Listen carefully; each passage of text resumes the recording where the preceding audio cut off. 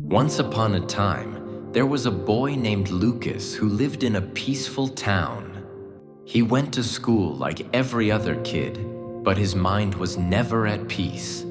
At school, he felt worried when his friends performed better than him. After school, he felt jealous when he saw his friends going home in expensive cars while he had to wait for the bus. One day, Lucas was standing outside the school waiting for the bus. His teacher, Professor Thomas, passed by and asked, "Dear Lucas, are you okay? Why the long face?" Lucas said, "My friends always score higher.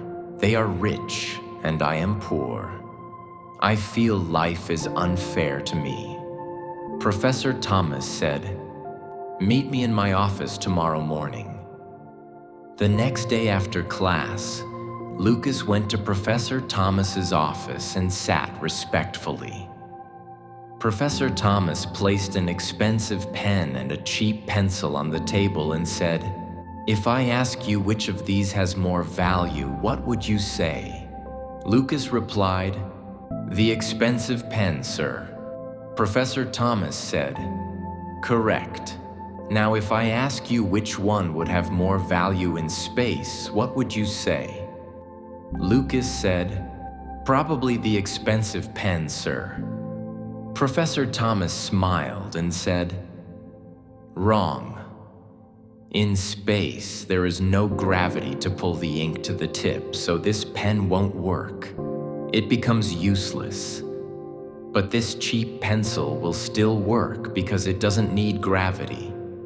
So the pencil wins because it works on Earth and it works in space. Sometimes the thing that looks cheap is actually more valuable." It's the same in life. When you look at other people and compare yourself, you only see what they have. You don't see what you have. Then Professor Thomas took Lucas to the zoo. They stopped in front of a lion and a deer. Professor Thomas said, "If the deer keeps thinking, 'I wish I were strong like the lion,' it will feel weak all the time. And if the lion keeps thinking, 'I wish I were fast and alert like the deer,' it will feel incomplete too. One is built for power. The other is built for speed and awareness. Both can survive. Both have value in their own way." After that, Professor Thomas took Lucas near the trees. They stood beside a mango tree and a grapevine. Professor Thomas said, "If the mango tree starts thinking, 'I want my mangoes to be purple like grapes,' it will only suffer. And if the grapevine starts worrying, 'I want my grapes to be sweet like mangoes,' it will only suffer. Nothing will change.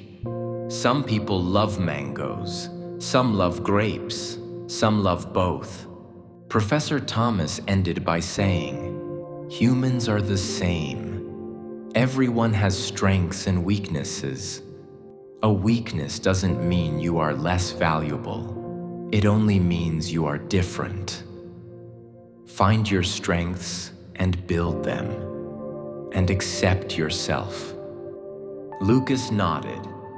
He said, "From today, I will stop comparing myself to others and start focusing on my own life."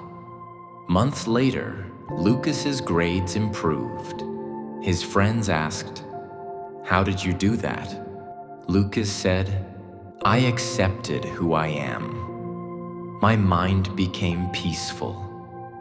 And when my mind became peaceful, my life became disciplined." If you liked this story, share your thoughts in the comments and subscribe so you don't miss our future motivational stories with powerful lessons.